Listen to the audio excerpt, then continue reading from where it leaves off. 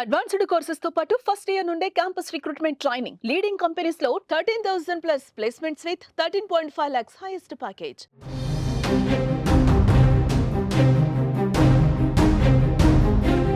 తినేందుకు తిండి లేదు కానీ యుద్ధం కావాలట. దాయాది పాకిస్తాన్ తీరు చూస్తే ఇలాగే అనిపిస్తుంది. దేశ ప్రజల క్షేమం కంటే అర్థం లేని శత్రుత్వాన్ని గుండెల నిండుగా నింపుకొని నిత్యం ద్వేషంతోనే బతికే పాక్ పాలకుల పుణ్యమా అని ఆ దేశస్థులు ఆకలితో హాహాకారాలు చేస్తున్నారు. అయినా యుద్ధానికి సిద్ధమంటూ సంకేతాలు పంపిస్తున్నారు. తాగడానికి కూడా నీళ్లు లేకుండా అక్కడి జనం అల్లాడుతున్నా సరిహద్దులలో కవ్వింపు చేస్తూ నవ్వులు పాలవుతున్నారు.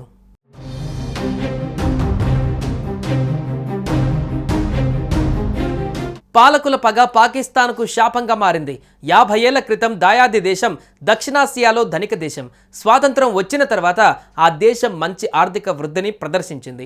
ముఖ్యంగా 1960-70 మధ్యకాలంలో వృద్ధి రేటు బాగుండేది.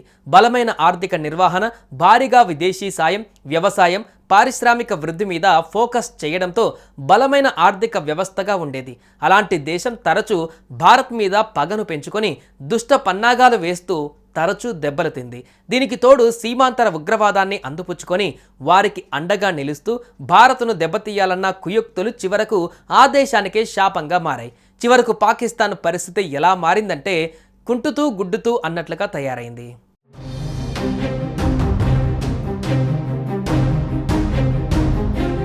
పాలకుల తప్పులు, వారి పగతో దక్షిణాసియాలోనే అత్యంత పేద దేశాలలో ఒకటిగా మారింది పాకిస్తాన్.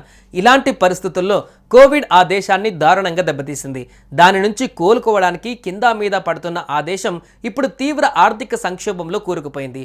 చివరకు టీ పొడిని దిగుమతి చేసుకోవడానికి కూడా అప్పు చేయాల్సి వస్తోంది. అందుకే టీ వినియోగాన్ని తగ్గించాలని పాక్ ప్రణాళిక శాఖ ఆ దేశ ప్రజలని అడగటం చూస్తే ఆ దేశ దుస్థితి ఏంటో ప్రపంచానికి అర్థమవుతుంది.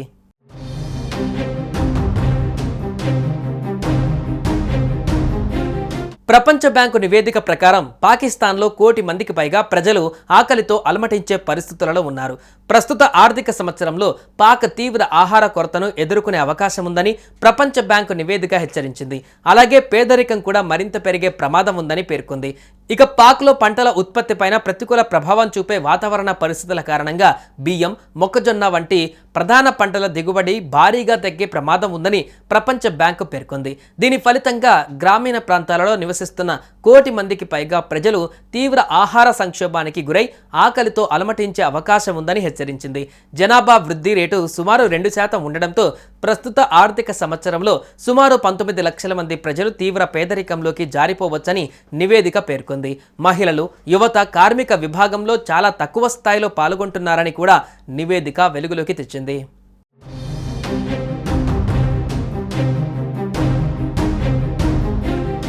మరోవైపు భారత్తో పాకిస్తాన్ యుద్ధానికి రెడీ అవుతుందని వార్తలు వస్తున్నాయి. వాస్తవానికి పాక్కు భారత్తో తలపడే స్థితి లేదు.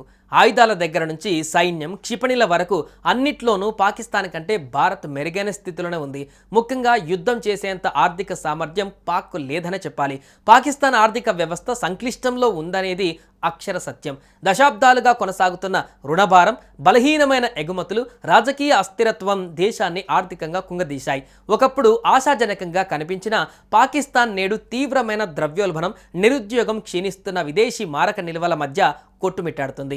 ఇటువంటి పరిస్థితులలో యుద్ధం కరెక్టేనా అంటూ ఆ దేశ ప్రజలే ప్రశ్నిస్తున్నారు.